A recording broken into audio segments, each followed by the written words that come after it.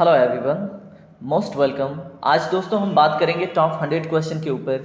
और ये 100 क्वेश्चन आपको प्रत्येक किसी भी एग्जाम में 2 से 3 क्वेश्चन में कॉन्फिडेंस दे के जाएंगे। ठीक है, अगर आपका पीसीएस के स्तर से नीचे का एग्जाम है तो मान के चलिए डायरेक्टली इन्हीं क्वेश्चन और ऑप्शन से क्वेश्चन 2-3 फंस जाएंगे, क्योंकि ये जीएस के सभी इंपॉर्टेंट टॉपिक्स इसमें ऐड किए गए हैं और प्रत्येक क्वेश्चन को मैं पूरी कोशिश करूंगा उसका बैकग्राउंड इंफॉर्मेशन दे के चलूँ। तो पहला प्रश्न देखिए ध्यान से। पारिस्थितिकी शब्द का सर्वप्रथम प्रतिपादित करने का श्रेय किसको जाता है? ठीक है, और जो इंग्लिश भाषी हैं उनके लिए मैं ये शब्द इकोलॉजी बोलूँगा। ठीक है, तो अब बताइए इस क्वेश्चन का राइट आंसर क्या होगा। पढ़िए क्वेश्चन और देखिए इस क्वेश्चन का वेटेज कितना है दोस्तों, कई एग्जामों में पूछा गया है। ठीक है, तो आप पेपर जाके देख लीजिएगा। तो ए है ब्राउन को, बी है अरस्तु को, सी है हैकल को और डी है रीटर को। तो इसमें राइट आंसर है ऑप्शन नंबर सी, अर्न्स्ट हैकल को। ठीक है, तो पूरा नाम क्या है? अर्न्स्ट हैकल। बाकी ऐसे ही अन्य महत्वपूर्ण क्वेश्चन आगे हम देखते रहेंगे। सर्वप्रथम देखिए दोस्तों, इन्वायरमेंटल साइंस का वेटेज आजकल बढ़ा है तो उसमें से हम 20-25 क्वेश्चन देखेंगे। ठीक है, तो चलिए मेरे साथ आगे बने रहिए। दूसरा प्रश्न देखिए दोस्तों, आपके सामने दूसरा प्रश्न है, पारिस्थितिकी निम्नलिखित में से किसके बीच पारस्परिक संबंधों का अध्ययन है? बताइए। मैं कलर चेंज करता हूँ। ठीक है, अब बताइए जो पारिस्थितिकी है, ठीक है, वो किन के बीच का जो पारस्परिक संबंध है, ठीक है, क्या बोलते हैं उसको? Inter relation. ठीक है, तो किसके बीच का अध्ययन है? ए है जीव और वातावरण के बीच का, बी है मनुष्य और वन के बीच का, सी है मृदा और जल के बीच का, डी है पति और पत्नी के बीच का। ठीक है, तो इसमें जो राइट आंसर है दोस्तों ऑप्शन नंबर ए इसका करेक्ट होगा। आप नोट बनाते चलिएगा मेरे साथ, जैसे जैसे मैं समझा रहा हूँ वीडियो रोक के नोट लिखते चलिएगा। ठीक है, तो जीव और वातावरण के मध्य का जो अंतर संबंध है, जो पारस्परिक डिपेंडेंसी है एक दूसरे पे, यानी कि एक दूसरे पे निर्भरता जो है, ठीक है, उसी का अध्ययन क्या है दोस्तों? उसी को हम बोल देते हैं पारिस्थितिकी, उसी को इंग्लिश में बोल देते हैं हम इकोलॉजी। ठीक है, चलिए अगले प्रश्न पे चलते हैं। अब यहाँ पे देखिए बड़ा ही इंपॉर्टेंट क्वेश्चन पूछा गया है, स्व पारिस्थितिकी का अभिप्राय क्या है? बताइए। ऑटो इकोलॉजी का क्या मतलब है? ए है वनस्पति पर मृदा का प्रभाव, बी है व्यक्तिगत जीवधारी का पारिस्थितिकी अध्ययन, सी है वनस्पति पर उत्सवेदन का प्रभाव, डी है वनस्पति पर तापमान का प्रभाव। तो इस क्वेश्चन को ध्यान से पढ़िए और जवाब देने की कोशिश कीजिए।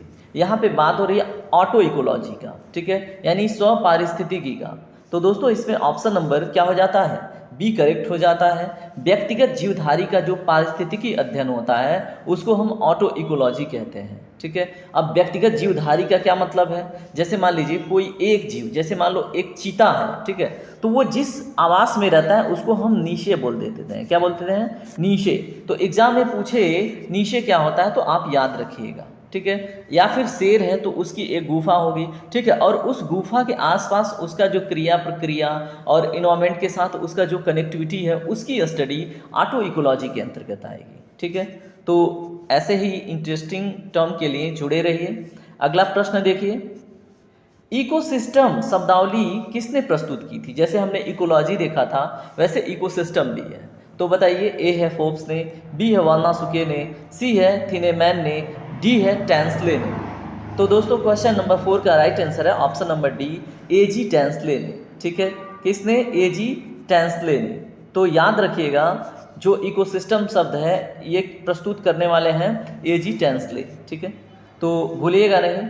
चलिए अगला प्रश्न देखिए, प्रश्न नंबर 5, निम्नलिखित में से कौन सा एक परितंत्र शब्द का सर्वोत्कृष्ट वर्णन करता है? ठीक है, तो हमने इकोसिस्टम देखा था, इकोसिस्टम का हिंदी क्या है? परितंत्र। ठीक है, अब परितंत्र का डिफिनीशन जिसको पता होगा दोस्तों वह एक क्वेश्चन कर ले जाएगा। ठीक है, करके देखिए, पढ़िए स्टेटमेंट। देखिए आपने कभी पढ़ा है क्या? तो आपके साथ मैं भी पढ़ता हूँ। स्टेटमेंट ए है, एक दूसरे से अन्योन्य क्रिया करने वाले जीवों का समुदाय। ठीक है, बी है पृथ्वी का वह भाग जो सजीव, यहाँ पे संजीव लिखा हुआ है, दैट इज सजीव, जीवों द्वारा अवसित है। सी है जीवों का समुदाय और साथ ही वह पर्यावरण जिसमें वे रहते हैं। डी है किसी भौगोलिक क्षेत्र की वनस्पति जात और प्राणी जात। ठीक है।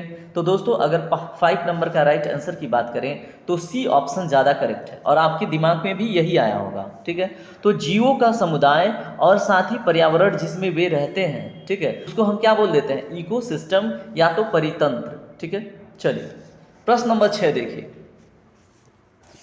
पारिस्थितिकी तंत्र के 2 प्रमुख घटक कौन कौन से हैं, आपसे यही पूछा जा रहा है। ठीक है, तो ए है खरपतवार और सूक्ष्मजीव, बी है जैविक और अजैविक, सी है पौधे और प्रकाश, डी है पौधे और जीव। तो दोस्तों क्वेश्चन नंबर 6 का राइट आंसर है ऑप्शन नंबर बी। ठीक है, तो पारिस्थितिकी तंत्र के 2 घटक मुख्यतः जैविक और अजैविक चीज़ें हैं। ठीक है, जैविक में बहुत सारी चीज़ें आ जाएंगी, ठीक है, बहुत प्रकार के जीवधारी आ जाएंगे, कीड़े मकोड़े बहुत सारे आ जाएंगे, और अजैविक में दोस्तों क्या आ जाएगा, आपका पहाड़ आ जाएगा, जंगल आ जाएगा, वर्षा आ जाएगी, धूप आ जाएगा, हवा आ जाएगी। ठीक है, तो याद रखिएगा। चलिए अगला प्रश्न देखिए, प्रश्न नंबर 7, किसी पारिस्थितिकी तंत्र में ऊर्जा का प्रवाह के बारे में निम्न में से कौन सी श्रृंखला सही है। ठीक है, तो आपने सुना होगा एक कॉन्सेप्ट, 10% ऊर्जा का क्या होता है, एक लेवल से दूसरे लेवल में ट्रांसफर होता है। ठीक है, जिसको हम 10% ऊर्जा ट्रांसफर का नियम भी कहते हैं। तो यहाँ पे प्रश्न क्या है, पारिस्थितिकी तंत्र में ऊर्जा का जो प्रवाह है उसकी जो सही श्रृंखला है वो कौन सी है। ठीक है, तो जैसे मैंने लेवल की बात करी ना, तो लेवल 1 पे कौन आता है ट्रॉफिक में, ट्रॉफिक लेवल 2 क्या होता है, ट्रॉफिक लेवल 3 क्या होता है, वो पूछ रहा है इस प्रश्न में। ठीक है, तो ए है उत्पादक पहले आएंगे, अब घटक दूसरे पे, उपभोक्ता तीसरे पे। ठीक है, बी है अब घटक पहले आएंगे, बी और क्या है, उसके बाद उपभोक्ता आएंगे, उसके बाद उत्पादक आएंगे। सी है उत्पादक पहले फिर उपभोक्ता और उसके बाद अब घटक। डी है उपभोक्ता पहले आएंगे फिर उत्पादक आएंगे फिर अब घटक आएंगे। तो दोस्तों इसमें देखिए राइट आंसर है ऑप्शन नंबर सी। अब समझिए कैसे।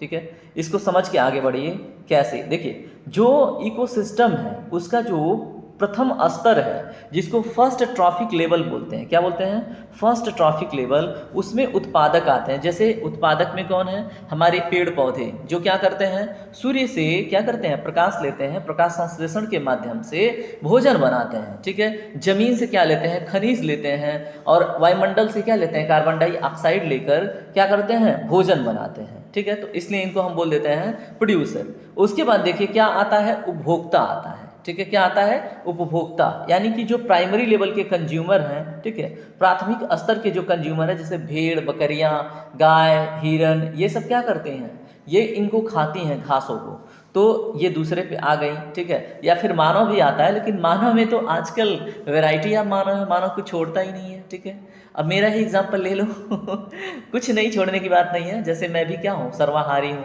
ठीक है, तो उसी प्रकार से जो मानव है वो प्राथमिक स्तर में भी आता है, द्वितीयक स्तर में भी आता है। ठीक है, उसके बाद क्या है, अब घटक। अब देखिए अब घटक क्या होते हैं, जैसे मान लो मैंने कुछ भी खाया, ठीक है, जैसे मान लो घास फूस, उससे अनाज उत्पादित करके, या फिर भेड़ बकरियों को खाया, ठीक है, कुछ भी खाया, लेकिन अंततः मैं क्या होऊंगा, मर जाऊंगा। ठीक है, अगर मेरी डेड बॉडी जला दी गई तो कोई बात नहीं, फिर तो डीकम्पोजिशन नहीं होगा, फिर तो अपघटक का रोल नहीं आएगा।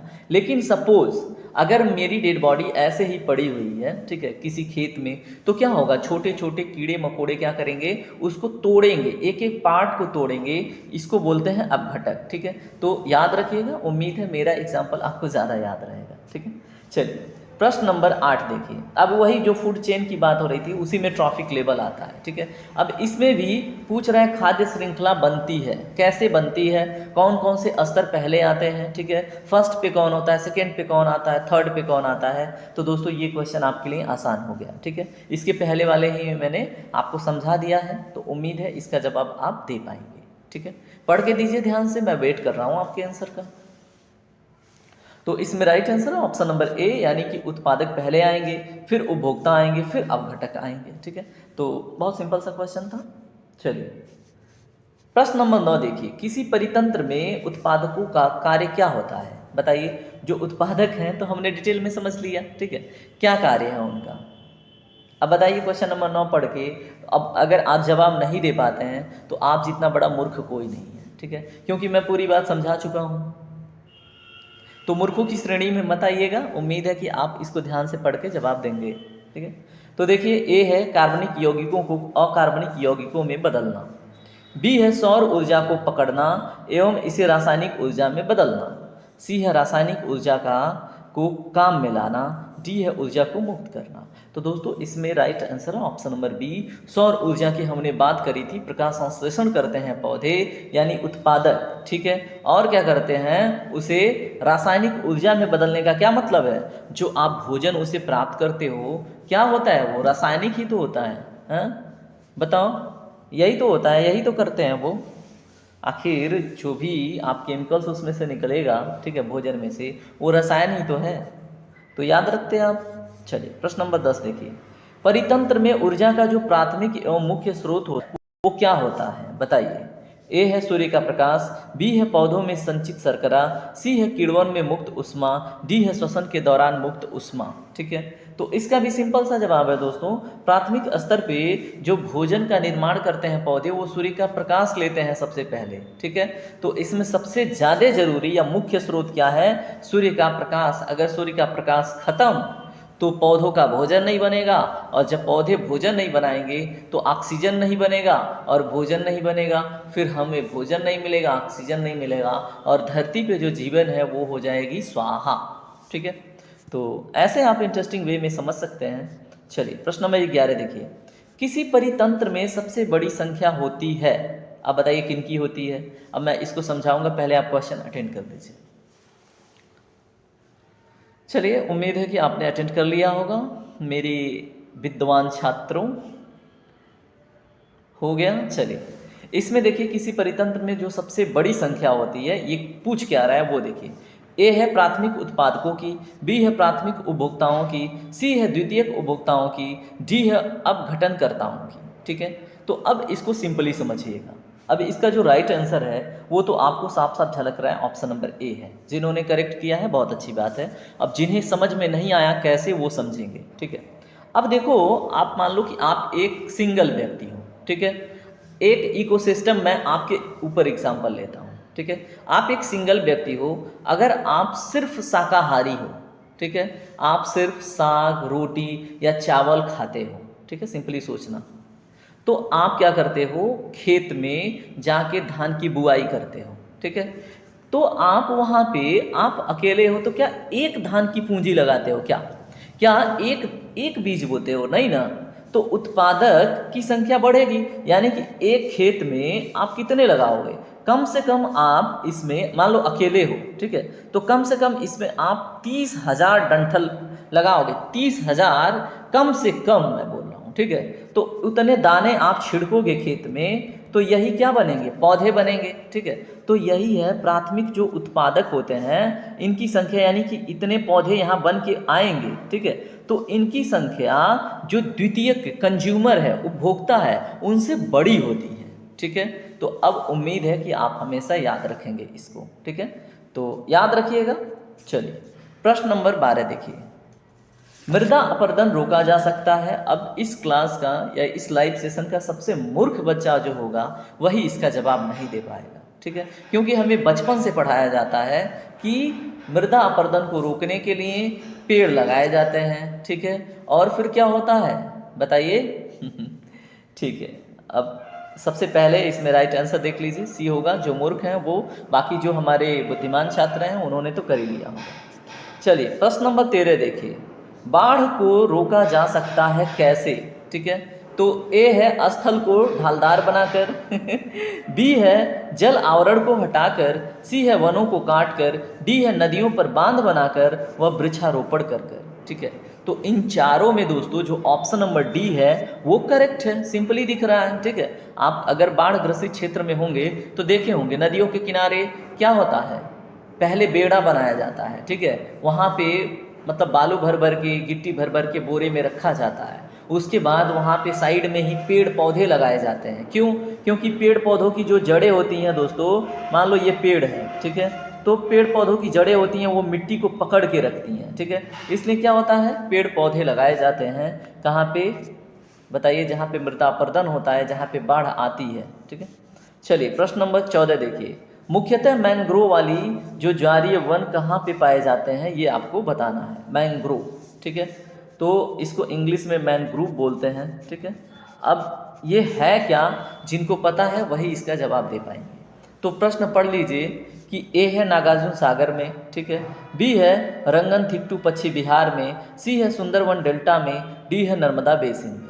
तो दोस्तों देखिए इसमें राइट आंसर है option number C, Sundarban delta. ठीक है, अब ये होता क्या है थोड़ा सा समझिएगा मेरे साथ। ठीक है, मान लीजिए ये हमारा है भारत का दक्षिणी हिस्सा, ठीक है, और यहाँ पे बात हो रही है सुंदरवन डेल्टा की, तो यहाँ पे गंगा और ब्रह्मपुत्रा नदियाँ आके बनाती हैं विश्व का सबसे बड़ा डेल्टा। ठीक है, तो ये समुद्र के किनारे दोस्तों क्या है, समुद्र के किनारे डेल्टाई क्षेत्र में कुछ ऐसे पेड़ पौधे उगाते हैं, ठीक है, जहाँ पे डेल्टा बनता है। ठीक है, कुछ ऐसे पेड़ पौधे उगाते हैं जो क्या करते हैं, यहाँ पे उठने वाली तूफानों को रोकते हैं। ठीक है, यहाँ पे अगर साइक्लोन आता है तो उसको रोकते हैं, सुनामी आता है तो उसको रोकते हैं। ठीक है, ये पेड़ पौधे, ठीक है, तो उन्हीं को जो डेल्टा में पेड़ पौधे उगाते हैं उन्हीं को हम बोल देते हैं मैंग्रोव फॉरेस्ट। ठीक है, मैंग्रोव वन। ठीक है, तो याद रखिएगा, तो सुंदरवन डेल्टा आपका एक विशिष्ट एग्जाम्पल है। अब उम्मीद है आप याद रखेंगे और आप ये भी याद रखेंगे कि इनका कार्य क्या होता है। अगर भारत सरकार मैंग्रोव को बचाने की पहल कर रही है तो वो क्यों, क्योंकि कोस्टल एरिया में या तटीय क्षेत्र में जो तूफान आते हैं, जो साइक्लोन आता है या फिर जो सुनामी आती है उससे बचने के लिए। ठीक है, चलिए बाकी उसके और भी प्रयोग हैं।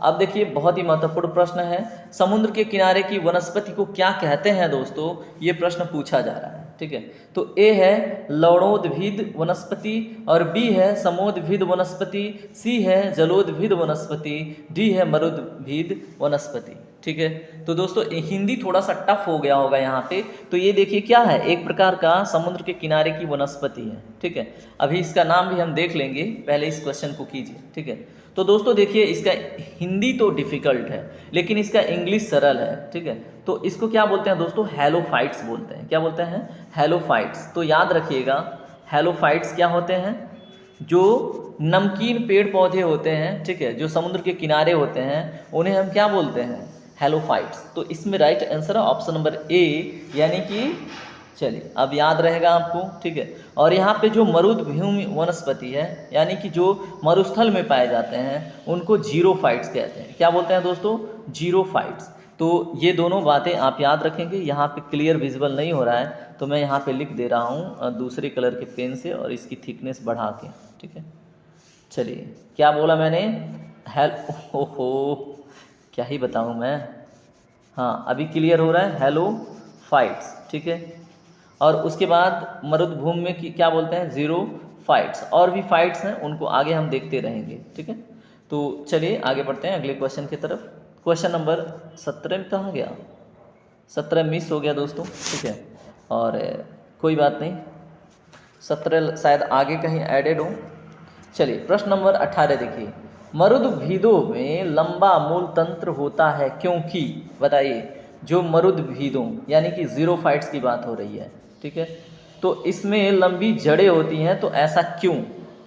तो ए है पौधों को यांत्रिक शक्ति प्रदान करते हैं, बी है गहरे जल स्तरों से जल अवशोषित करने में जड़ों की गहराई में चले जाते हैं। ठीक है, उसके बाद सी है मृदाओं का उच्च तापमान मूल वृद्धि को प्रोत्साहित करता है, और डी है रात्रि के समय कम तापमान मूल वृद्धि को प्रोत्साहित करता है। ठीक है, तो दोस्तों इसमें right answer option number B.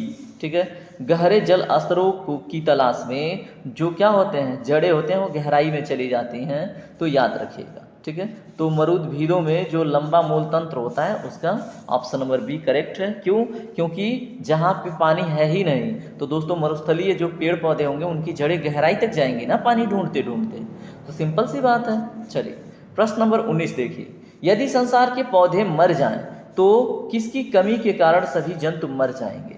इतना सिंपल क्वेश्चन तो कुछ हो ही नहीं सकता। ये सारे प्रश्न पूछे हुए हैं तभी मैंने लिया है इनको। ठीक है, तो ए है ऑक्सीजन, बी है कास्ट, सी है ठंडी वायु, डी है भोजन।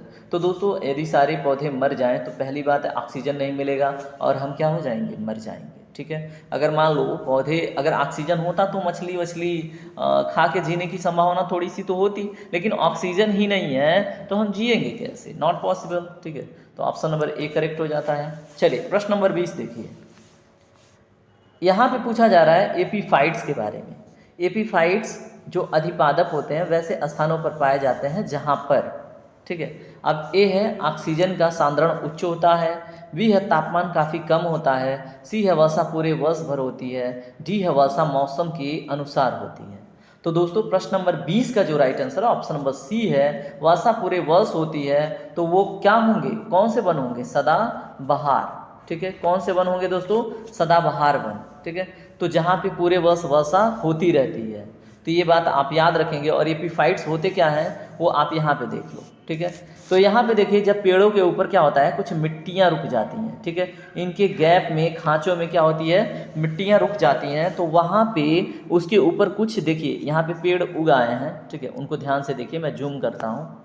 ठीक है, यहाँ पे देखिए इस पेड़ के ऊपर ये सब पेड़ पौधे उग आए हैं। ठीक है, लेकिन ये इस पेड़ के ऊपर डिपेंड नहीं करते हैं। ये जो उनके बीच में खाली जगह है, मिट्टियाँ भर जाती हैं, दीमक उमक मिट्टी बना देते हैं लकड़ी को, तो वहाँ पे ये उगाते हैं। ठीक है, और इनको हम बोल देते हैं एपीफाइट्स। ठीक है, तो याद रखिएगा, अगर पूछे कहाँ पे पाए जाते हैं तो दोस्तों सदाबहार वन में। ठीक है, अभी चलिए अगला प्रश्न देखते हैं, प्रश्न नंबर 21। अभी तक थके नहीं होंगे आप, उम्मीद है। अभी कितना टाइम हुआ, अभी तो 20 मिनट हुआ। ठीक है, और हमने काफ़ी इंपॉर्टेंट कॉन्सेप्ट डिस्कस कर लिया है, आपने बहुत कुछ सीखा है।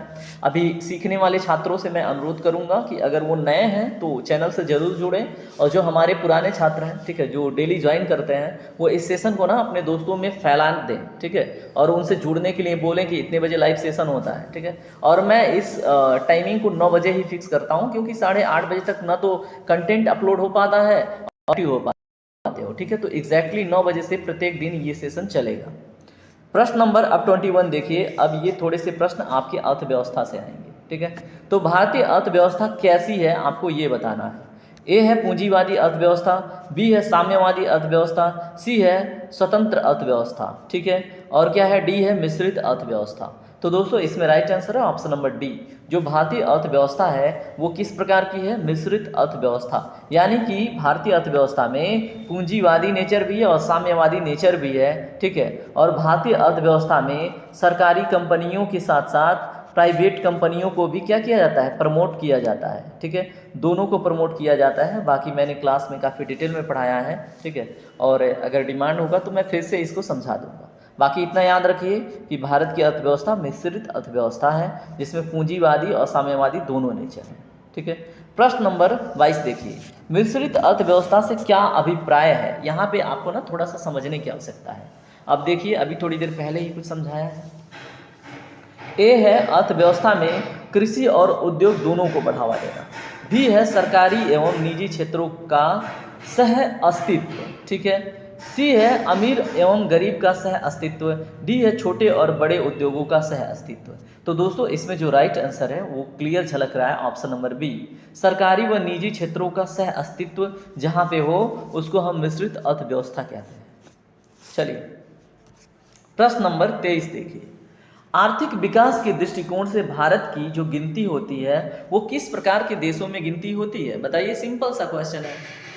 तो ए है पिछड़े राष्ट्र के रूप में, बी है विकसित राष्ट्र के रूप में, सी है विकासशील राष्ट्र के रूप में, डी है अर्ध विकसित राष्ट्र के रूप में।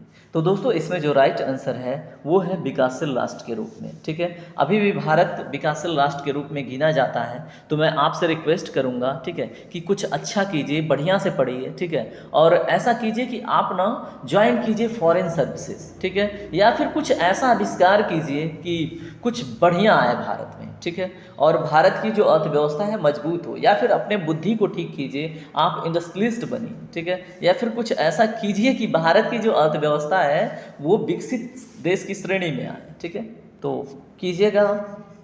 प्रश्न नंबर 24 देखिए। भारतीय अर्थव्यवस्था का कौन सा क्षेत्र सकल राष्ट्रीय उत्पाद में सबसे अधिक योगदान देता है, और मैंने कई बार पढ़ा रखा है।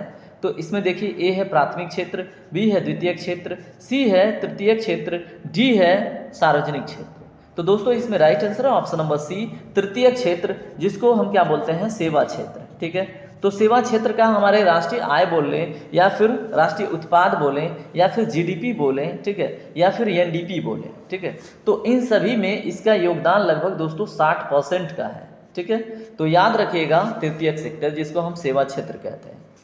चलिए प्रश्न नंबर 25 देखिए।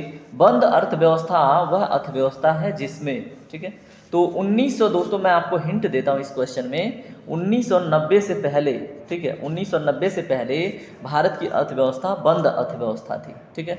और आते हैं मनमोहन सिंह, ठीक है, और कौन आते हैं, पीवी नरसिम्हा राव, ठीक है। तो उस समय क्या होता है, भारत की अर्थव्यवस्था को खोल दिया जाता है। अब इस क्वेश्चन को अटेंड कीजिए। अब देखिए क्या है, उम्मीद है जिन्होंने इकोनॉमिक्स पढ़ा है उनसे क्वेश्चन बन जाएगा। बाकी जिनको नहीं समझ में आ रहा है वो ये समझें कि ठीक है कि भारत 1990 से पहले न तो किसी देश से कुछ विशेष खरीदता था, न ही किसी विश्व में किसी देश को कुछ विशेष बेचता था, ठीक है।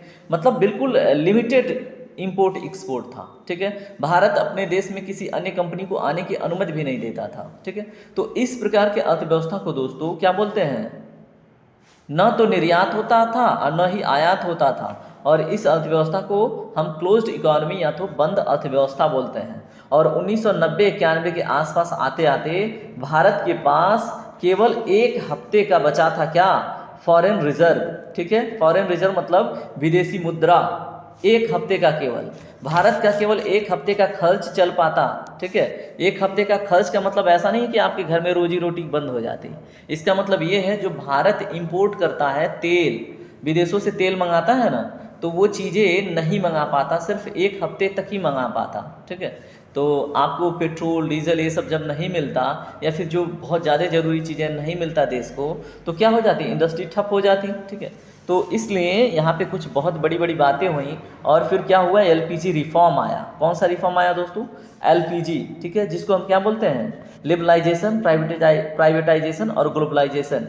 लिबरलाइजेशन में क्या हुआ दोस्तों, पहले क्या है, कोई इंडस्ट्री आप इस्टेब्लिश करना चाहते थे तो आसानी से नहीं कर सकते थे, ठीक है। मतलब आपको ना बहुत सारे लाइसेंस वगैरह लेने पड़ते थे, बहुत सारे नियम प्रक्रिया से गुजरना पड़ता था, ठीक है। तो इसमें थोड़ी सी क्या हुई, ढिलाई की गई, थोड़ा सा वरीयता दिया गया, ठीक है, कि आप लोग इन्वेस्ट कीजिए, ठीक है। उसके बाद क्या गया, प्राइवेटाइजेशन पे फोकस किया गया, यानी कि पहले जो मुख्य क्षेत्र था वो केवल सरकार उस पर काम करती थी, लेकिन उसको क्या किया गया, थोड़ा प्राइवेट एंटिटी, जो प्राइवेट कंपनियां हैं उनके लिए भी खोला गया कि भाई तुम इस क्षेत्र में भी काम कर सकते हो, ठीक है। अब ग्लोबलाइजेशन वही जो मैं बता रहा हूँ, जो विदेशों से कंपनियां आके लगती हैं और जो भारत की कंपनियां विदेशों में जाके लगती हैं, ठीक है। तो भारत को एक क्या बना दिया, ग्लोबल विलेज के रूप में एक्सेप्ट किया, ठीक है, कि कोई भी आके इन्वेस्ट कर सकता है और कोई भी भारतीय विदेश में जाके इन्वेस्ट करने की स्वतंत्रता उसको मिल गई, ठीक है। अब देखिए आपने एलपीजी रिफॉर्म भी देख लिया, कब आया,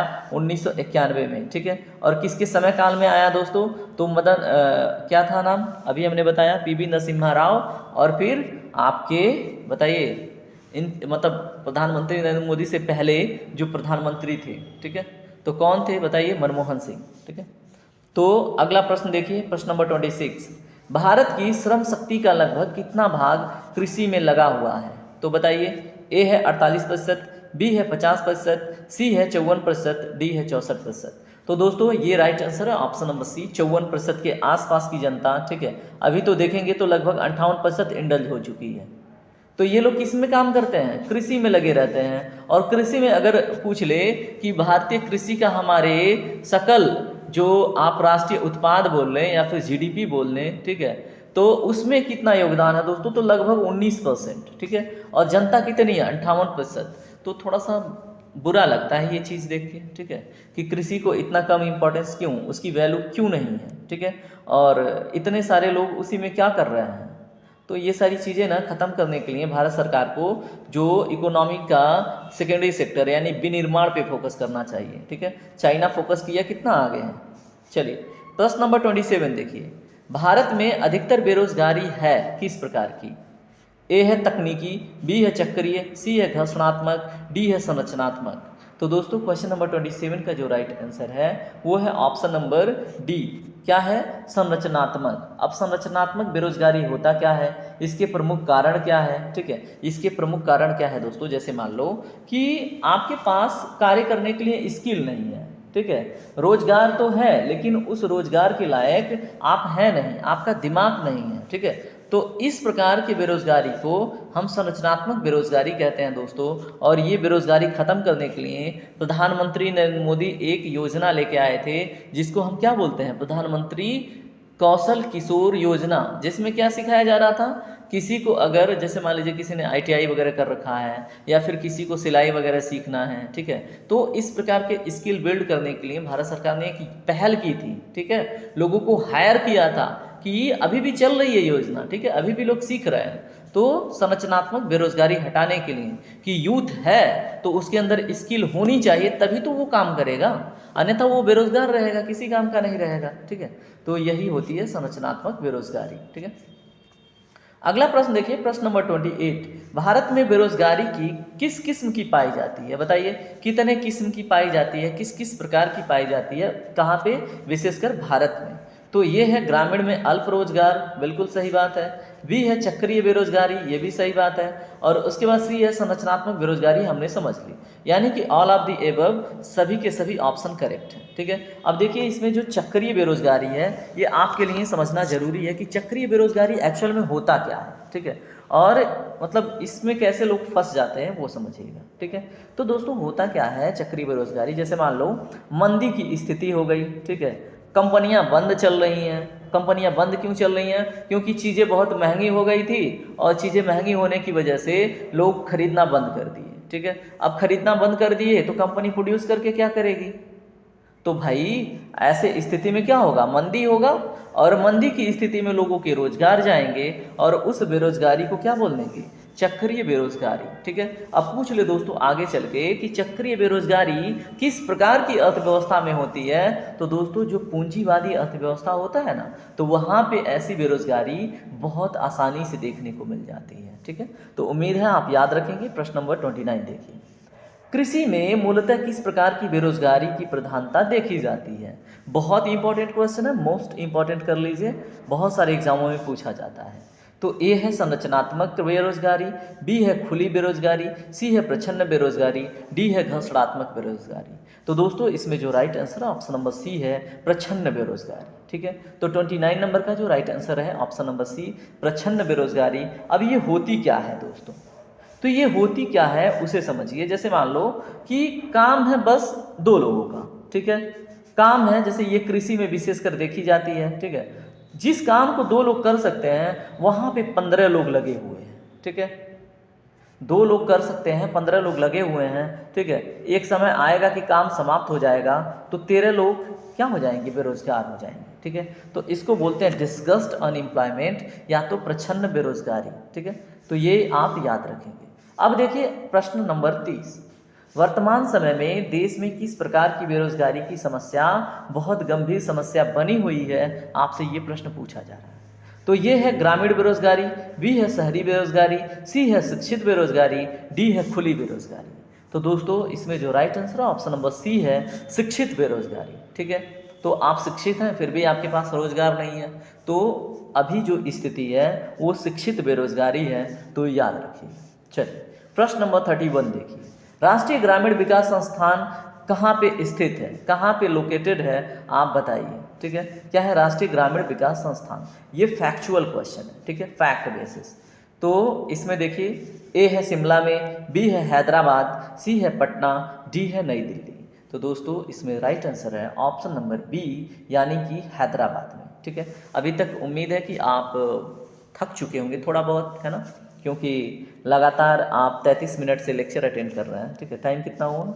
जस्ट वेट, 8:18, ठीक है। आज का सेशन दोस्तों मुझे लग रहा है कि 9 साढ़े 9 बजे तक आ पाएगा, ठीक है। और जहाँ तक मैं कोशिश कर रहा हूँ कि 9 बजे तक आ जाए, ठीक है। और बाकी आप लोग तो बुद्धिमान हैं ही, है ना। चलिए तो अब अगले प्रश्न के ऊपर बात करें या फिर कुछ म्यूजिक संगीत हो जाए।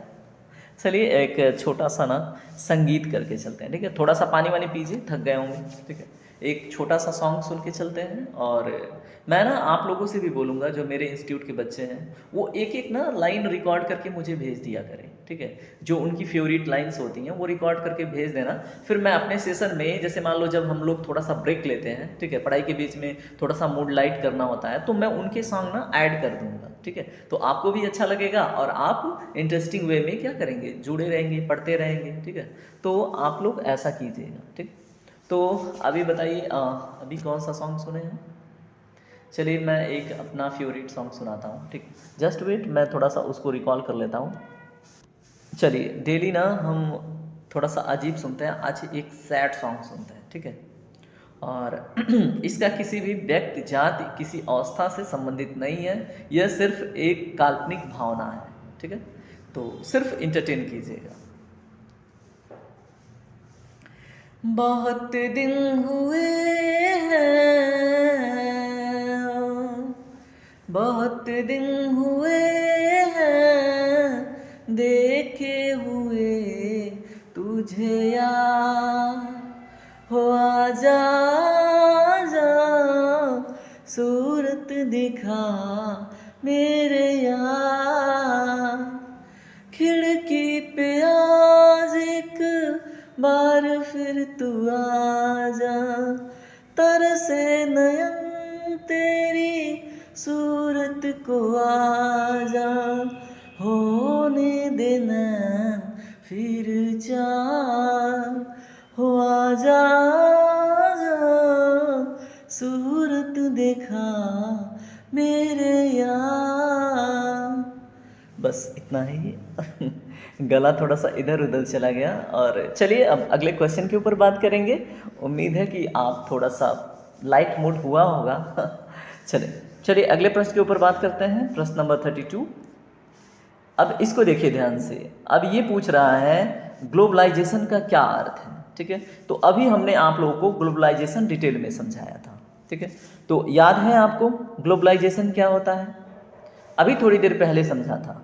ए है अर्थव्यवस्था का एकीकरण, बी है वित्तीय बाजार का एकीकरण, सी है घरेलू अर्थव्यवस्था का वैश्विक अर्थव्यवस्था के साथ एकीकरण, ठीक है, और डी है अर्थव्यवस्था के विभिन्न खंडों का एकीकरण, ठीक है। तो दोस्तों इसमें जो राइट आंसर है ऑप्शन नंबर सी है, घरेलू अर्थव्यवस्था का वैश्विक अर्थव्यवस्था के साथ एकीकरण, ठीक है। तो उम्मीद है इस क्वेश्चन को आप कर पाए होंगे, ठीक है। चलिए प्रश्न नंबर 33 देखिए, ध्यान से पढ़िए, काफ़ी बड़ा क्वेश्चन है, ठीक है। तो नीति आयोग गरीबी रेखा का निर्धारण पोषण आवश्यकताओं के आधार पर निर्धारित करता है, ठीक है। कौन? नीति आयोग। और नीति आयोग क्या है? एक थिंक टैंक है, ठीक है, ये भी याद रखना है। तो अगर एक प्रश्न और बने कि नीति आयोग ने किसको रिप्लेस किया, तो प्लानिंग कमीशन को, ठीक है, तो ये भी याद रखिएगा। अब इसमें देखिए क्या है, इसके अनुसार ग्रामीण क्षेत्रों में 2400 कैलोरी प्रतिदिन से कम प्राप्त करने वाले गरीबी रेखा के नीचे माने जाते हैं, ठीक है। अगर कोई व्यक्ति गांव में है, ठीक है, और उसकी जो डेली का क्या है ऊर्जा प्राप्त करता है, अगर वो 2400 कैलोरी प्रतिदिन से कम प्राप्त करता है तो वो गरीबी रेखा के नीचे माना जाता है। तो वही आपसे पूछा जा रहा है, अगर नगरीय क्षेत्र में देखा जाए तो कम से कम कितनी कैलोरी ऊर्जा उसको मिलनी चाहिए प्रतिदिन, ठीक है, कि वो किस में आए, गरीबी रेखा के ऊपर आए, ठीक है। अगर उससे कम पाता है तो वो किस में आएगा, गरीबी रेखा के नीचे। तो दोस्तों आपको उम्मीद है कि इसका राइट आंसर नहीं पता होगा, ठीक है, तो आप इसमें ऑप्शन नंबर बी के साथ जाइएगा, ठीक है। तो 2100 कैलोरी आप याद रखिएगा। चलिए प्रश्न नंबर 34 देखिए, राज्य एवं राष्ट्रीय स्तर पर गरीबी का अनुमान लगाने के लिए नीति आयोग किसके सूत्र का प्रयोग करता है, ठीक है। तो इसमें 4 व्यक्ति हैं, चारों व्यक्तियों ने कुछ सूत्रों का प्रतिपादन किया है, उसमें से एक सूत्र का प्रयोग करता है नीति आयोग, क्या करने के लिए, राज्य एवं राष्ट्रीय स्तर पर गरीबी का अनुमान लगाने के लिए, ठीक है। तो ऑप्शन पढ़िए, जिनको जवाब पता है वो तुक्का मारें, ठीक है, जो करें इसका जवाब हमको चाहिए। तो इसमें दोस्तों ऑप्शन नंबर सी करेक्ट है, यानी कि DT लाकड़वाला ने, ठीक है। तो याद रखिएगा, बस ये फैक्चुअल क्वेश्चन था। चलिए प्रश्न नंबर 35 देखिए, अब हम बात करेंगे कुछ पॉलिटी से रिलेटेड इंपॉर्टेंट क्वेश्चन के ऊपर, ठीक है। तो पहला प्रश्न है, संविधान सभा द्वारा अंतिम रूप से पारित संविधान के कुल कितने अनुच्छेद थे और कितनी अनुसूचियां हैं, ठीक है। तो उस समय की बात हो रही है जब संविधान अंतिम रूप से पारित हुआ। तो ए है 378 अनुच्छेद 7 अनुसूचियां, बी है 390 अनुच्छेद 7 अनुसूचियां, सी है 395 अनुच्छेद 8 अनुसूचियां, डी है 398 अनुच्छेद 8 अनुसूचियां। तो दोस्तों इसमें राइट आंसर है ऑप्शन नंबर सी, 395 अनुच्छेद थे, 8 अनुसूचियां थी, लेकिन अभी इनकी संख्या बढ़ गई है, ठीक है। अभी हम अगले प्रश्न में वो देख लेंगे, ठीक है। अभी आपको वही पूछा जा रहा है कि अगर वर्तमान समय में पूछे, भारतीय संविधान में अगर गणना की दृष्टि से देखें तो कुल कितने अनुच्छेद हैं और कितने अनुच्छेद और बढ़ गए हैं, ठीक है। तो बताइए, तो दोस्तों जिनको पता है वो राइट आंसर ट्रिक करें जल्दी से, बाकी जिनको नहीं पता है क्वेश्चन में तुक्का मारें और इसका राइट आंसर है ऑप्शन नंबर डी। ठीक है, यानी 448 अनुच्छेद हैं और 12 अनुसूचियां हैं। और जब शुरू में बनी थी तो हमने क्या देखा, 395 अनुच्छेद थे और प्लस 8 अनुसूचियां थी। ठीक है, तो ये याद रखना है आपको। प्रश्न नंबर 37 देखिए, संविधान के किस अनुच्छेद में अंकित है कि इंडिया अर्थात भारत जो है वो राज्यों का संघ होगा। ठीक है, तो बड़ा ही इंपॉर्टेंट क्वेश्चन है। ए है अनुच्छेद 1 में, बी है अनुच्छेद 2 में, सी है अनुच्छेद 3 में और डी है अनुच्छेद 4 में। तो दोस्तों क्वेश्चन नंबर जो 37 है इसका जो राइट आंसर है, ठीक है, वो होगा आपका ऑप्शन नंबर, बताइए, ए। ठीक है, इसमें कुछ क्वेश्चन छूट गए क्या? नहीं। ठीक है, चलिए प्रश्न नंबर 38 देखिए, भारतीय संविधान के किन अनुच्छेदों में नागरिकता का मतलब प्रावधान है। ठीक है, जो सिटीजनशिप के लिए जो प्रोविजंस हैं भारतीय संविधान में, वो किस अनुच्छेद से लेकर किस अनुच्छेद के बीच में वर्णित है। ठीक है, कि अगर आप भारत के नागरिक हैं, ठीक है, मैं क्या ही बोल रहा हूँ, आवाज़ लड़खड़ा रही है। ठीक है, जैसे मान लो आप भारत के नागरिक हैं, ठीक है, तो आपके जो भी नागरिकता से संबंधित प्रावधान है वो भारतीय संविधान के किस अनुच्छेद से लेकर किस अनुच्छेद के बीच वर्णित है, यही प्रश्न है। तो ए बी सी डी आप पढ़िए, देखिए क्या क्या कौन कौन से अनुच्छेद हैं। तो दोस्तों अगर इसमें राइट आंसर की बात करें तो ऑप्शन नंबर बी करेक्ट है। अनुच्छेद 5 से लेके 11 के बीच में क्या है, आपके नागरिकता से संबंधित प्रावधान दिए गए हैं। ठीक है, प्रश्न नंबर 39 देखिए, निम्न में से किन अनुच्छेदों द्वारा भारतीय संविधान नागरिकों को मूल अधिकार निश्चिततः प्रदान करता है। ठीक है, तो उम्मीद है कि आपने पढ़ रखा होगा, तो इसे अटेंड करने की कोशिश कीजिए जल्दी से। तो देखिए अनुच्छेद 12 से 35, अनुच्छेद 12 से 23, अनुच्छेद 15 से 35, अनुच्छेद 14 से 32। तो दोस्तों इसमें जो राइट आंसर है वो है आपका अनुच्छेद 12 से 35। ठीक है, तो 12 से 35 में क्या है, आपके मौलिक अधिकार हैं, मूल अधिकार हैं, फंडामेंटल राइट हैं। ठीक है, तो 12 में क्या है, राज्य की परिभाषा है। ठीक है, 13 में क्या है, 13 में दोस्तों दो विशेषकर सिद्धांत है जिसको हम क्या बोलते हैं, पृच्छक सिद्धांत। ठीक है, अब वो होता क्या है, जैसे मान लो एक आच्छादन है और एक पृच्छक है। ठीक है, अब दोनों सिद्धांत आप समझ लीजिए वो होता क्या है। जैसे मान लो आपका जो मौलिक अधिकार है, ठीक है, या तो कोई पुराना नियम कानून जैसे आईपीसी सीआरपीसी के अंतर्गत बना हुआ हो, या फिर कोई नया नियम कानून बने आधुनिकता में, अगर वो नियम कानून आपके मौलिक अधिकार को खत्म करने की कोशिश करें, ठीक है, या फिर उन्हें कम करने की कोशिश करें, तो अनुच्छेद 13 में प्रावधान है कि अगर कोई भी अधिनियम नियम कानून ऐसा बनता है जो मौलिक अधिकारों को सीमित करे या समाप्त करने की कोशिश करे, तो वो क्या हो जाता है, वो शून्य के बराबर हो जाता है। ठीक है, तो ये याद रखिएगा। तो ये 12 और 13 के थे।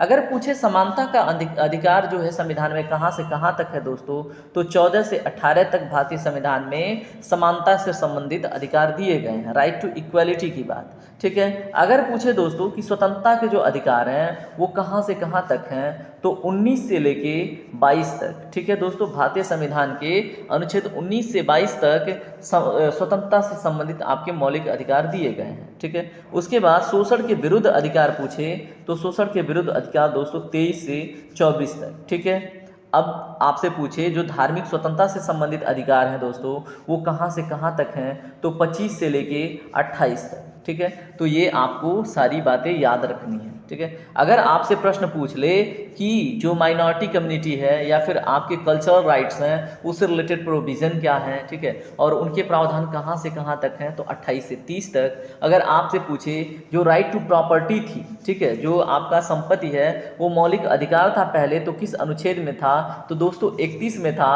और इसको 44वें संविधान संशोधन में अमेंड करके इसको ऐड कर दिया गया कहाँ पे, 300A में। तब से ये क्या है, एक विधिक अधिकार है। ठीक है, अब देखिए यहाँ पे मोटा मोटी आपका मौलिक अधिकार रिवीजन हो गया। अगर आपसे प्रश्न पूछे कि अगर मौलिक अधिकारों का हनन होता है तो आप सीधे सुप्रीम कोर्ट में जा सकते हैं, तो किस अनुच्छेद के अंतर्गत, तो है अनुच्छेद 32। ठीक है, और इस अनुच्छेद 32 को दोस्तों भीमराव अंबेडकर बोलते हैं संविधान की आत्मा। ठीक है, और इसको हम संवैधानिक उपचार के नाम से जानते हैं। ठीक है, तो इतनी बातें आप इस क्वेश्चन में सीख ली हैं। ठीक है, चलिए प्रश्न नंबर 40 देखिए, नौकरियों तथा शैक्षणिक संस्थाओं में समाज के कमजोर वर्गों के लिए आरक्षण उपलब्ध कराने के लिए केंद्र सरकार को संविधान का कौन सा अनुच्छेद अधिकार प्रदान करता है, तो बताइए। ए है अनुच्छेद 14, बी है अनुच्छेद 16, सी है अनुच्छेद 17, डी है अनुच्छेद 23। तो दोस्तों इसमें राइट आंसर है ऑप्शन नंबर बी, अनुच्छेद 16 में आरक्षण से संबंधित प्रावधान है। अनुच्छेद 14 में क्या है, समानता के अधिकार से संबंधित, जैसे अगर कोई भी नियम कानून है, ठीक है, वो आपके लिए भी समान होगा और किसी अन्य व्यक्ति या किसी विशेष पद पे बैठा हुआ अधिकारी के लिए भी समान होगा, सिर्फ कुछ पदों को छोड़कर। जैसे मान लो या तो पार्लियामेंट के मेंबर हों, ठीक है, जो सांसद कहलाते हैं, अगर उनका सत्र चल रहा हो, ठीक है, या फिर आपके स्टेट के जो राज्यपाल हैं उनको, या फिर आप कह दें राष्ट्रपति को, ठीक है, तो ये अपवाद हैं, ठीक है, तो इनके ऊपर ये सारी चीज़ें, ठीक है, जो आर्टिकल 14 में है वो थोड़ा कम लागू होती है, ठीक है। अनुच्छेद 17 में क्या है, ठीक है, मान लो आप हरिजन समुदाय से हो या फिर किसी अन्य समुदाय से, ठीक है, तो पहले कैसी मानसिकता थी लोगों की, छुआछूत की, ठीक है, तो अनुच्छेद 17 छुआछूत के विरुद्ध खड़ा होता है, ठीक है। ये क्या बताता है, राइट अगेंस्ट अनटचेबिलिटी, ठीक है, जो छुआछूत करते हैं उनके विरुद्ध ये आपको अधिकार देता है, ठीक है। अनुच्छेद 23 क्या है दोस्तों, अनुच्छेद 23 में क्या है, बालाश्रम, ठीक है। क्या होता है बालाश्रम, जैसे मान लो बंधुआ मजदूर जो बोलते हैं, पहले क्या होता था, जैसे मान लो किसी गांव में चिमनी लग गई, ठीक है, या फिर किसी चिमनी लग गई कहीं पे, या फिर पहले क्या होता है, पहले भारत में होता था कि खरीदे जाते थे, मजदूर खरीदे जाते थे, गुलाम खरीदे जाते थे, ठीक है, तो ये उनके अगेंस्ट खड़ा होता है। और जहाँ पे चिमनी लगती थी दोस्तों, तो 8,000 5,000 इमरजेंसी में दे दिया, अब चलो तुम साल भर मेरे वहाँ काम करो, ठीक है, तो बंधुआ मजदूर वो कहलाते थे। तो उनके राइट्स के लिए लड़ता है अनुच्छेद 23, ठीक है, यानी कि उनके स्वतंत्रता या फिर उनके रियायती के लिए जो प्रोविजन है अनुच्छेद 23 में, ठीक है। चलिए प्रश्न नंबर 41 देखिए।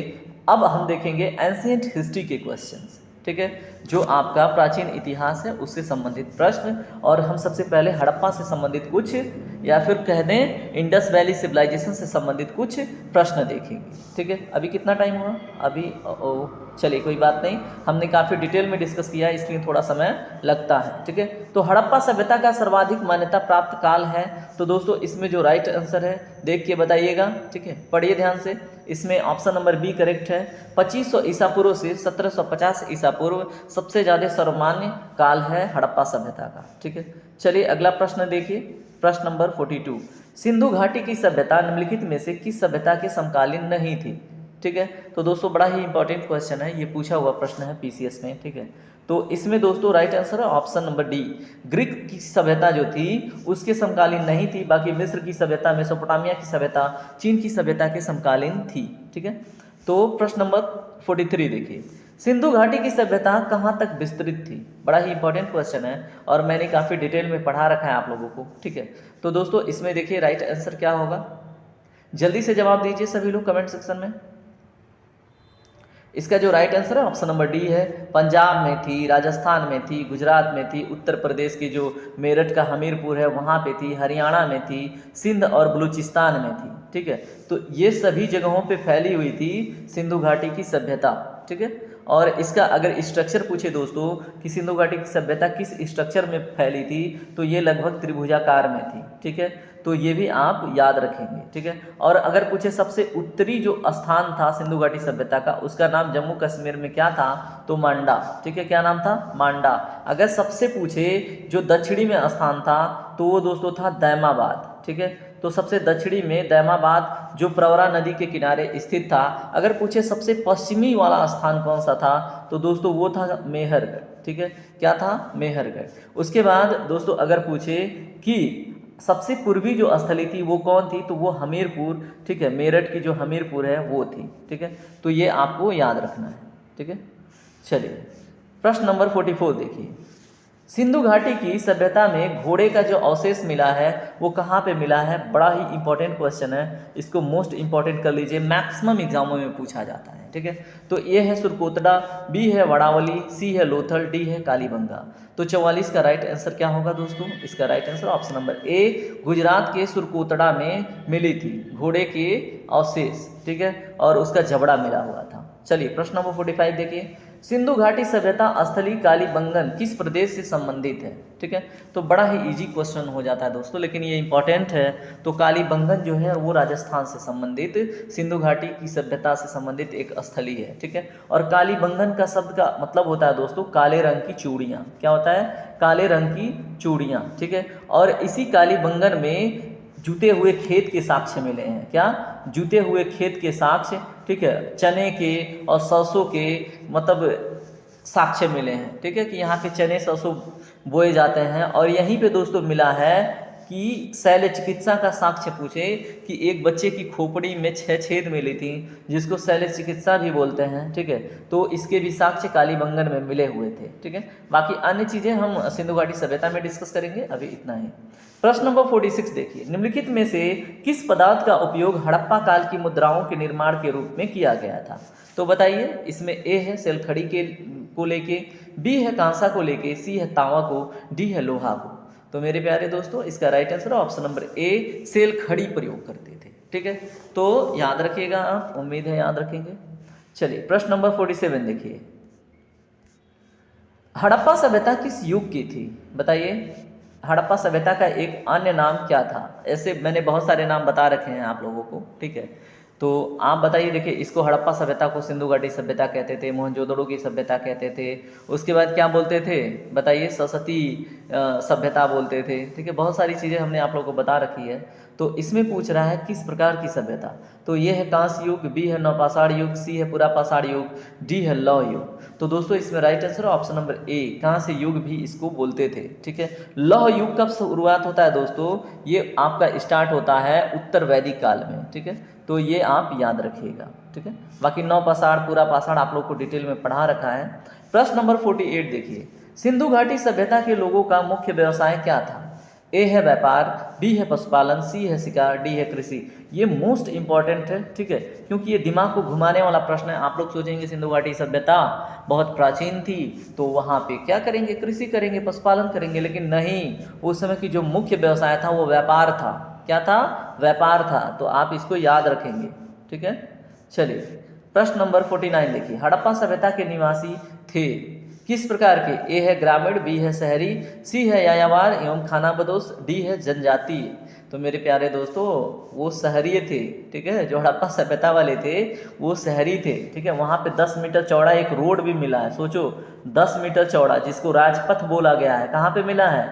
मोहनजोदड़ो में। ठीक है, मोहनजोदड़ो एक स्थान है पाकिस्तान के सिंध प्रांत में। ठीक है, तो याद रखिएगा। बाकी चीज़ें मैं ना अगर देखूंगा, समय रहा तो किसी दिन एंशिएंट हिस्ट्री में आप लोगों को सिंधु घाटी की सभ्यता डिटेल में पढ़ा दूंगा। ठीक है, कि आप लोगों का क्वेश्चन बने तो छूटे ना। अब देखिए प्रश्न नंबर 50 देखिए, सिंधु सभ्यता के घर किससे बनाए जाते थे? तो ए है ईंटों से, बी है बांस से, सी है पत्थर से, और डी है लकड़ी से। तो दोस्तों इसमें देखो, शहर है तो ईंटों से ही बनेंगे, तो ऑप्शन नंबर ए इसका करेक्ट हो जाता है। ठीक है, तो मुख्यतः ईंटों से बने हुए थे सिंधु सभ्यता के घर। ठीक है, चलिए प्रश्न नंबर 52 देखिए, 712 ईस्वी में सिंध पर अरबों के आक्रमण के समय वहाँ का शासक कौन था? बात हो रही है सिंध का। ठीक है, तो सिंध में उस समय कौन सा शासक रूल कर रहा था? 52 का राइट आंसर क्या होगा? बताइए, प्रश्न नंबर 52। चलिए इस क्वेश्चन की जिम्मेदारी मैं आप पे छोड़ता हूँ। ठीक है, यहाँ पे एक क्वेश्चन मिस हुआ है क्या? हाँ, 51 नंबर का क्वेश्चन जो है वो गायब है। ठीक है, उसको ढूंढ के लाइए। ठीक है, अब यहाँ पे आप देख के बताइएगा। वैसे आपको अगर मैं बोल दूँ सिंध और जम्मू कश्मीर क्षेत्र में तो दाहिर था। ठीक है, बाकी आप बताइए। चलिए प्रश्न नंबर 53 देखिए, इसमें क्या पूछा जा रहा है? ध्यान से पढ़िए।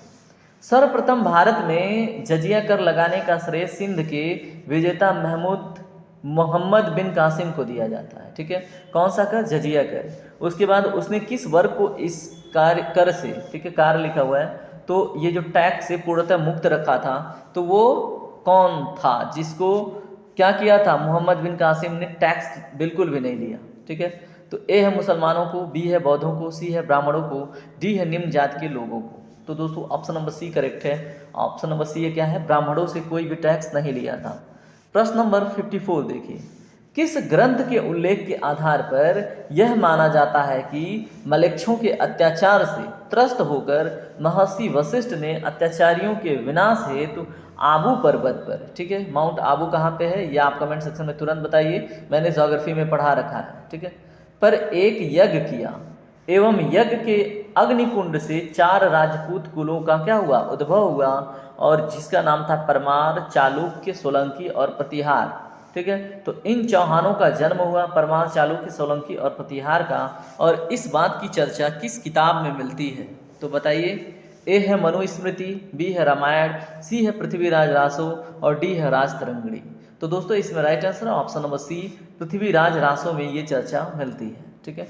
तो पूछ ले तो आपको पता होना चाहिए।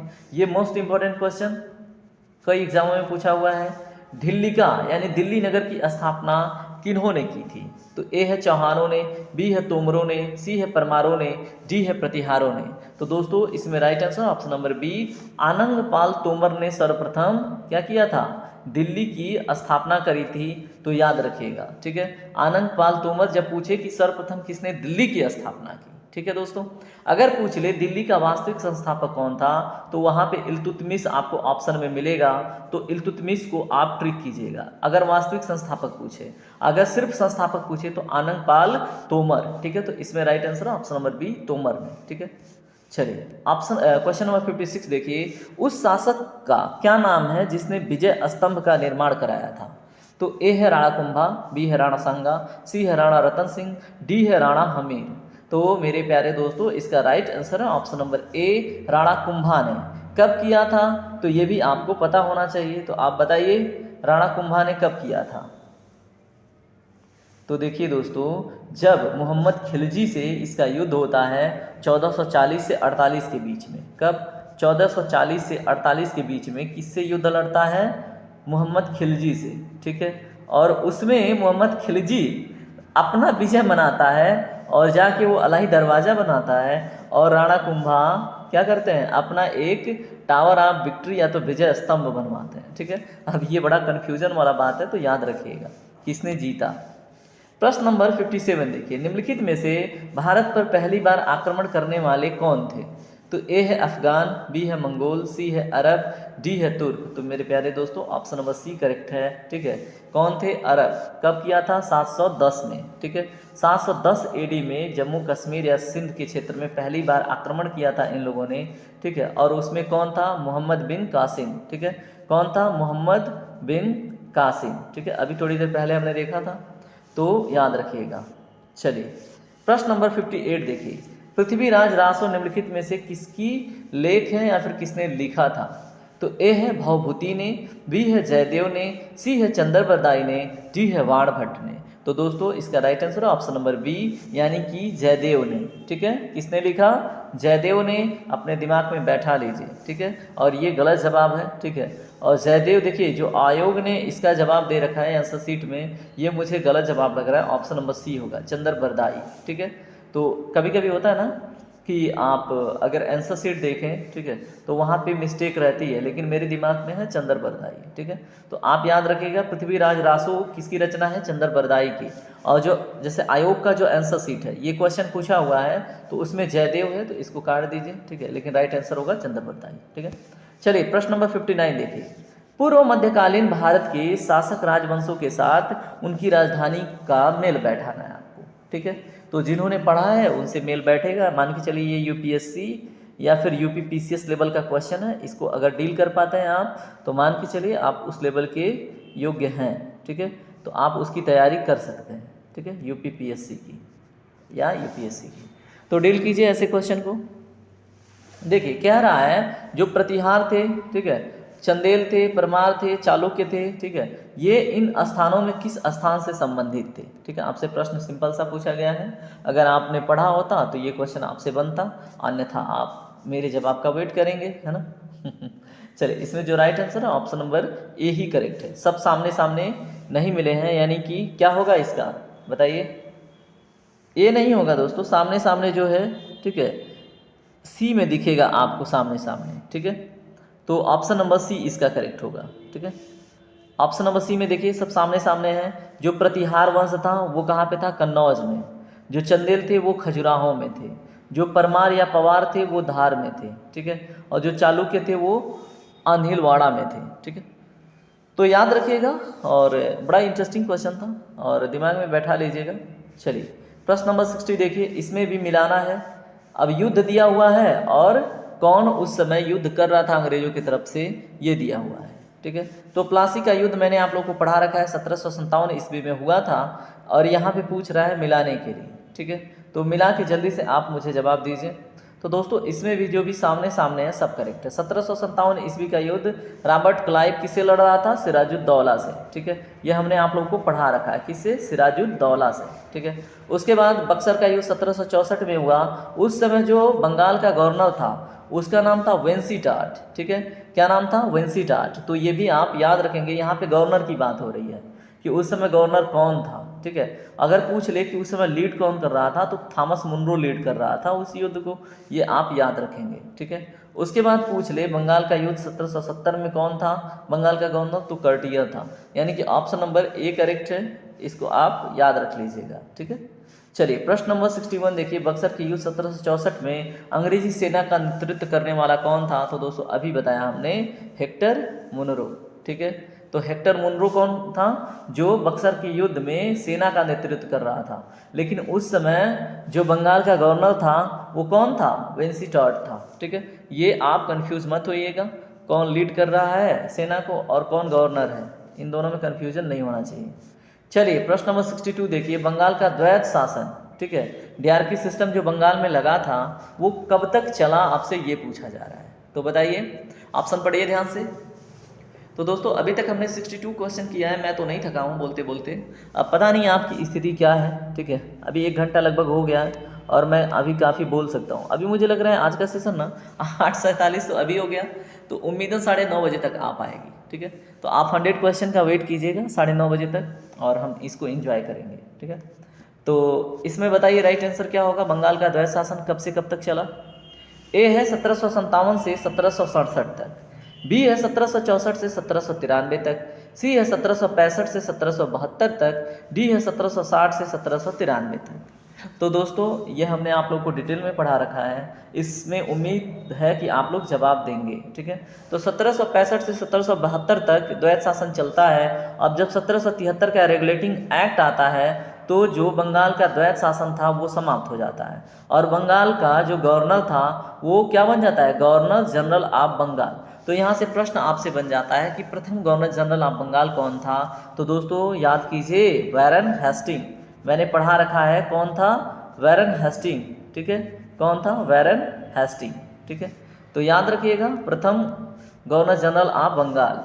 चलिए प्रश्न नंबर 63 देखिए, 1798 ईस्वी में लॉर्ड वेलेस्ली, यहाँ पे वेलेस्ली दिख रहा है, वेलेस्ली है, ठीक है, द्वारा प्रस्तावित सहायक संधि को स्वीकार करने वाला सबसे पहला भारतीय शासक कौन था? तो बताइए, ए है अवध का नवाब, बी है हैदराबाद का निज़ाम, सी है कर्नाटक का नवाब, डी है मैसूर का राजा। तो मेरे प्यारे दोस्तों इसमें right answer option number B, Hyderabad का निज़ाम। ठीक है, चलिए प्रश्न नंबर 64 देखिए, भारत का अंतिम गवर्नर जनरल व वायसराय कौन था? बड़ा इंपॉर्टेंट है, मैंने आप लोग को पढ़ा रखा है। ए है लॉर्ड हेस्टिंग, बी है लॉर्ड कैनिंग, सी है लॉर्ड मिंटो, डी है लॉर्ड कर्जन। तो इसमें right answer option number B, Lord Canning. अब मैं चाहूँगा आप लोगों से कि आप लोग ना कमेंट सेक्शन में बताएं इसका कार्यकाल। ठीक है, कब से कब तक ये क्या था? गवर्नर था, गवर्नर जनरल ऑफ इंडिया था, और कब से कब तक ये वायसराय ऑफ इंडिया या तो फर्स्ट वायसराय ऑफ इंडिया था। ठीक है, और बाकी इसके कुछ महत्वपूर्ण कार्य भी बताइएगा। 1857 की क्रांति भी इसी के समय काल में हुई थी, महत्वपूर्ण घटना आपको याद दिला देता हूँ। ठीक है, प्रश्न नंबर 65 देखिए, किस सिख गुरु ने फांसी में जाफरनामा लिखा था? बताइए, ए है गुरु हरिराय, बी है गुरु हरिकिशन, सी है गुरु गोविंद सिंह, डी है गुरु तेग बहादुर। तो मेरे बहादुरों इसमें राइट आंसर होगा कौन सा? बताइए याद कर लीजिए। ठीक है, तो 65 नंबर का ऑप्शन नंबर सी करेक्ट होगा, गुरु गोविंद सिंह। ठीक है, अगर पूछ ले इनका समय काल कब से कब तक था तो 1675 से 1708 तक। ठीक है, 1708 तक। तो ये दोनों बातें आप याद रखेंगे। चलिए आगे की बातें आगे करते हैं। प्रश्न नंबर 66, भारत में डाक व्यवस्था शुरू करने वाले ब्रिटिश गवर्नर जनरल कौन था? ठीक है, तो बताइए करने वाला कौन था? ए है डालहौजी, बी है लॉर्ड वेलेस्ली, सी है लॉर्ड ऑकलैंड, डी है लॉर्ड बेंटिक। तो मेरे प्यारे दोस्तों, मैंने लॉर्ड डलहौजी को पढ़ा रखा है, तो डलहौजी ही होगा। ठीक है, अब मैं बताता हूँ कहाँ से कहाँ तक। ठीक है, चलिए मैं छोड़ता हूँ, आप बताइएगा। डाक व्यवस्था शुरू की थी कब, कहाँ पे, और उसमें क्या आया था निकल के। ठीक है, चलिए मैं बता ही देता हूँ। फर्स्ट टाइम जो डाक टिकटें होती हैं ना, तो एक अधिनियम आया था, डलहौजी लेके आया था, उसी में आई थी। ठीक है, चलिए प्रश्न नंबर 67 देखिए। भारतीय संविधान के किस भाग को उसकी आत्मा की आख्या प्रदान की गई है? तो बड़ा ही इंपॉर्टेंट प्रश्न है। अगर आप प्रियम्बल पढ़ते हैं तो भारतीय कॉन्स्टिट्यूशन का जो प्रियम्बल है उसको क्या बोलते हैं?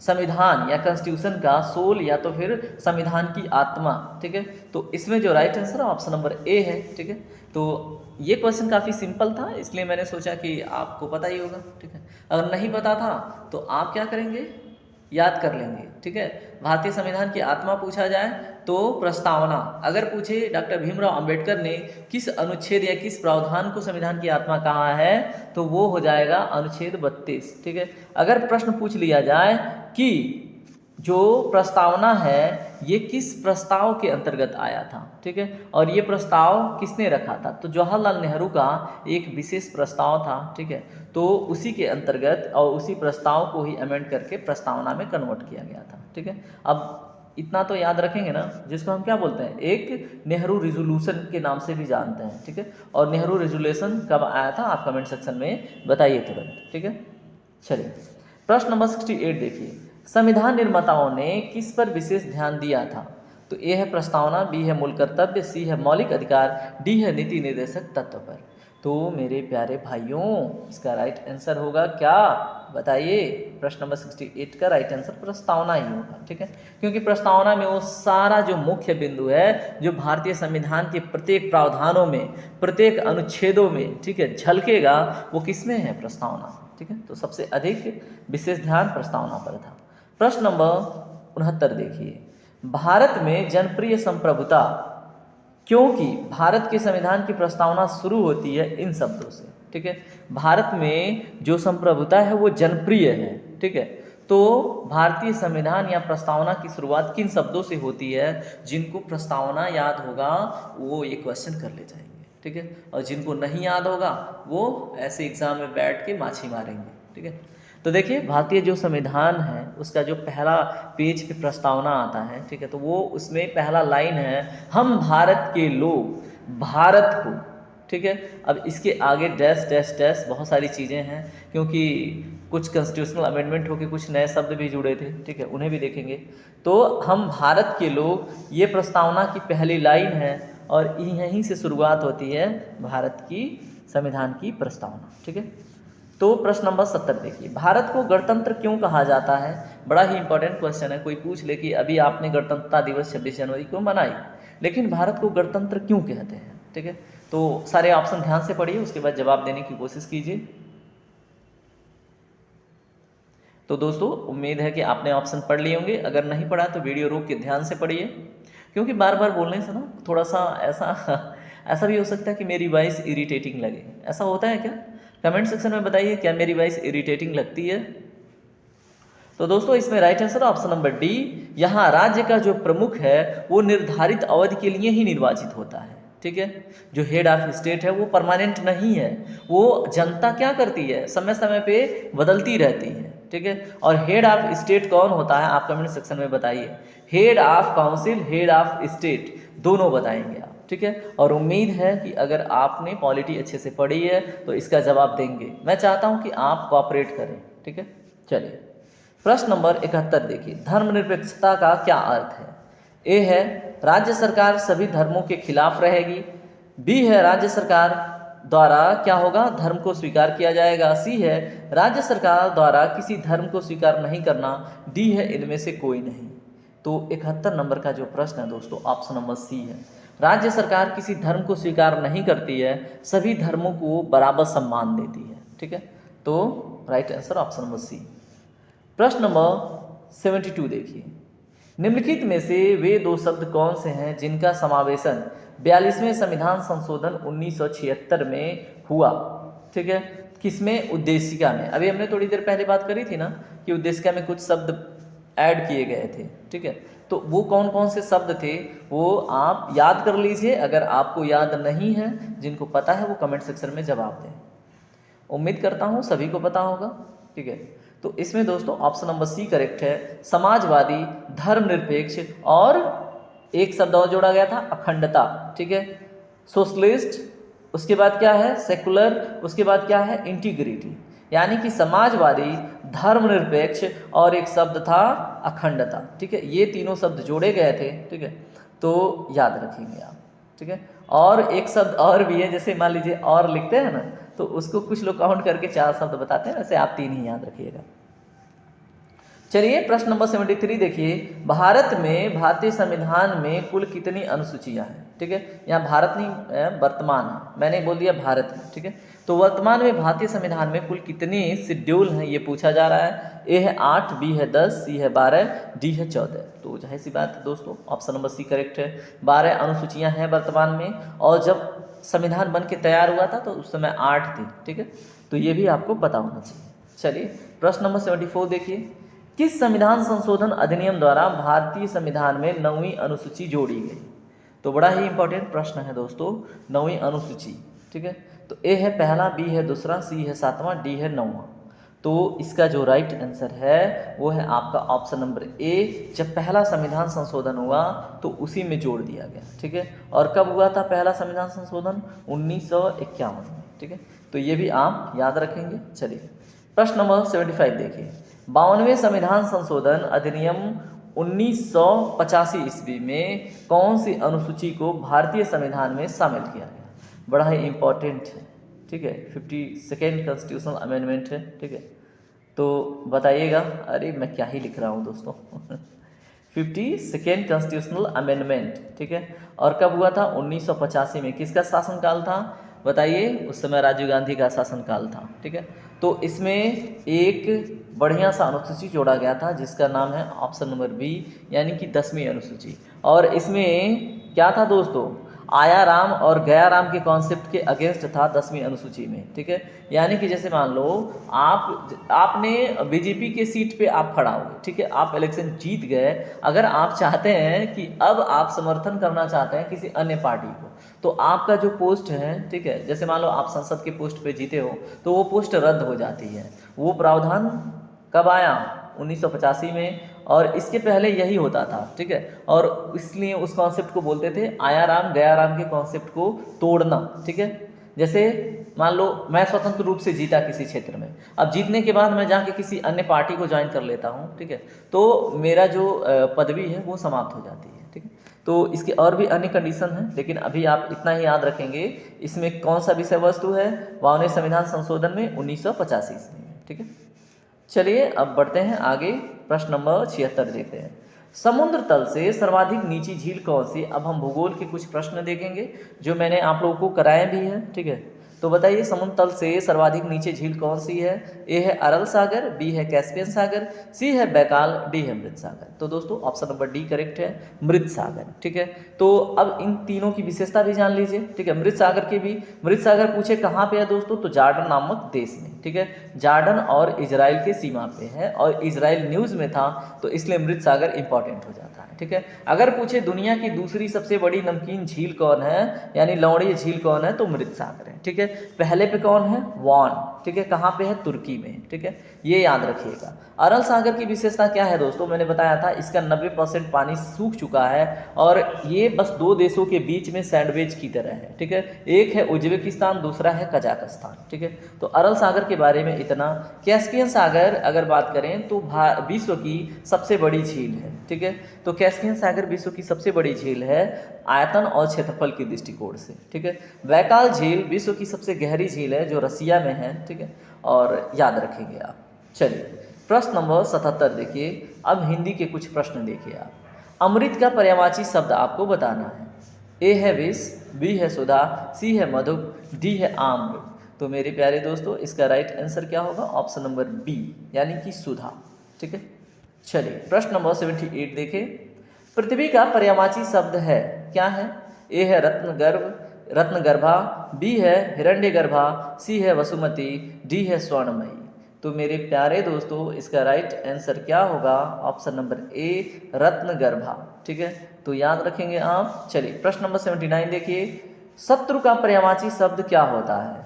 ए है सहचर, बी है आरी, सी है मनुज, डी है सखा।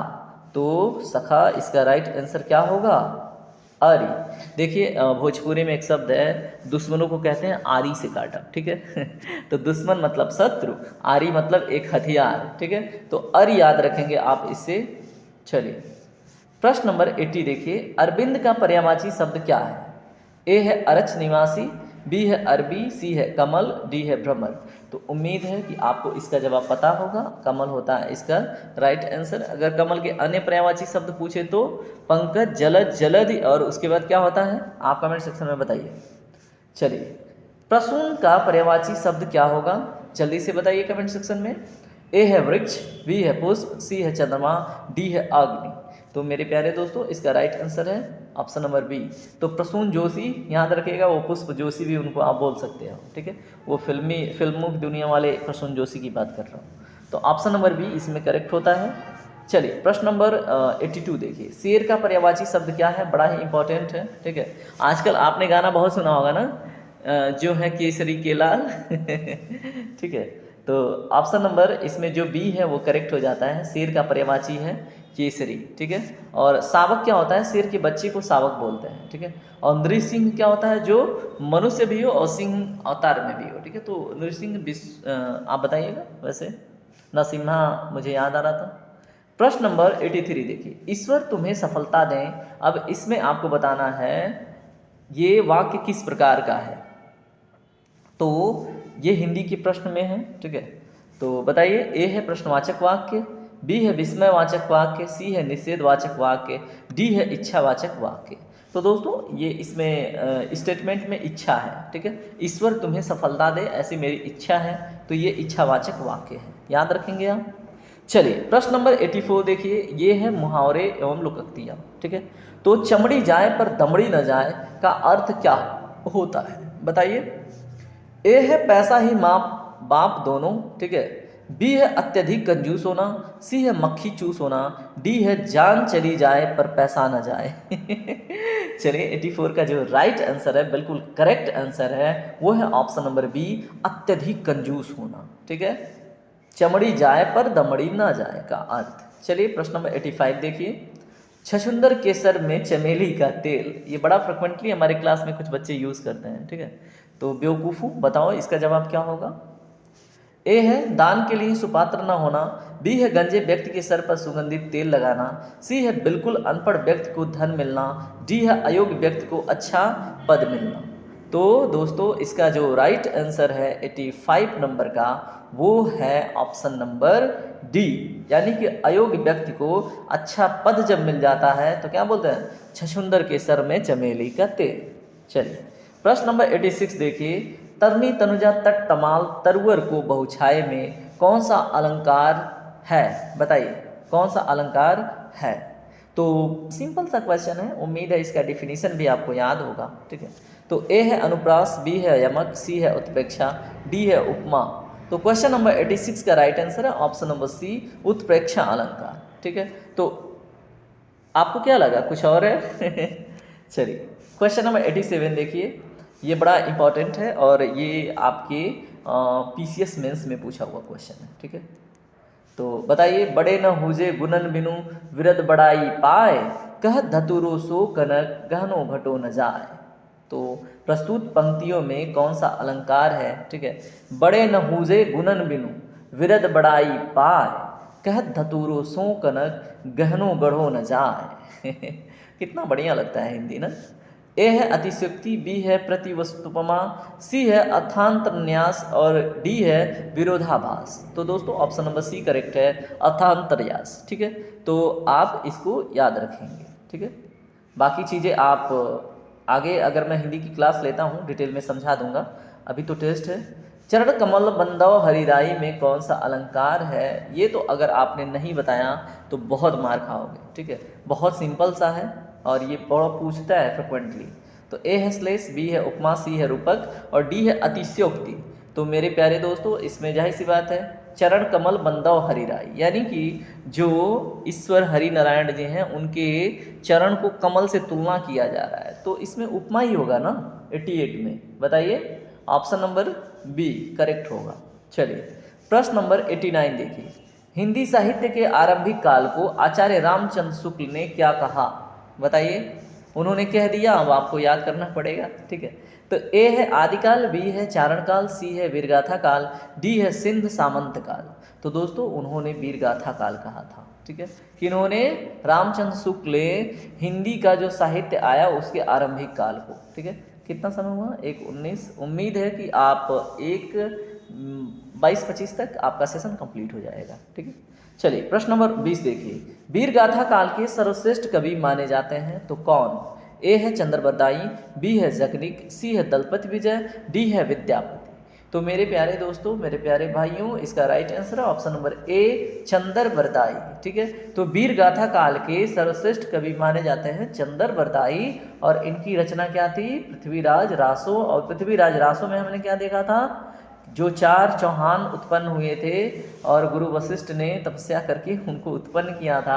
और कौन सा पर्वत था दोस्तों? वो हमने बताया था माउंट आबू, और आप लोगों को मैंने होमवर्क दिया था कि माउंट आबू किस पर्वत श्रेणी पे है वो बताना है। ठीक है, अब देखिए निम्नलिखित में से कौन सा द्वीप भारत और श्रीलंका के मध्य स्थित है? ठीक है, तो द्वीप की बात हो रही है। ए है न्यूमूर, बी है लक्षद्वीप, सी है गंगा सागर, डी है रामेश्वरम। तो जिनको भी पता होगा रामेश्वरम द्वीप के बारे में वो जवाब दे पाएंगे। और रामेश्वरम द्वीप के आगे ही क्या है? पाक जलडमरू मध्य। ठीक है, तो ये भी आपको याद रहना चाहिए। चलिए अब आते हैं थोड़ा सा हम विविध वाले क्वेश्चन के ऊपर। ठीक है, तो आप बताइए जो दक्षिण गंगोत्री है वो क्या है? बड़ा सिंपल सा क्वेश्चन है, अगर आपको पता है तो हो जाएगा।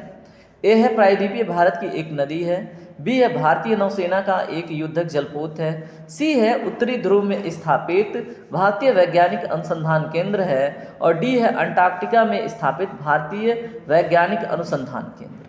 तो दोस्तों इसमें right answer option number D Antarctica में स्थापित भारतीय वैज्ञानिक अनुसंधान केंद्र। ठीक है, तो इसमें right answer option number D है। चलिए प्रश्न नंबर 93 देखिए, भारत का एकमात्र शीत मरुस्थल है, बताइए कौन सा है? ये आप भूगोल में देख सकते हैं, भारतीय अवस्थिति में देख सकते हैं। तो ए है लद्दाख, बी है पूर्वी कामेंग, सी है लाचेन, डी है चंबा। तो मेरे प्यारे दोस्तों इसका राइट आंसर क्या होगा? इसका राइट आंसर है आपका ऑप्शन नंबर ए लद्दाख। ठीक है, चलिए प्रश्न नंबर 94 देखिए, भारतीय उपमहाद्वीपीय मूलतः एक विशाल भूखंड का भाग था जिसे कहा जाता है, क्या कहा जाता है? ए है जुरैसिक भूखंड, बी है आर्यावर्त, सी है इंडियाना, डी है गोंडवाना लैंड। ठीक है, तो दोस्तों इसमें right answer option number D Gondwana land.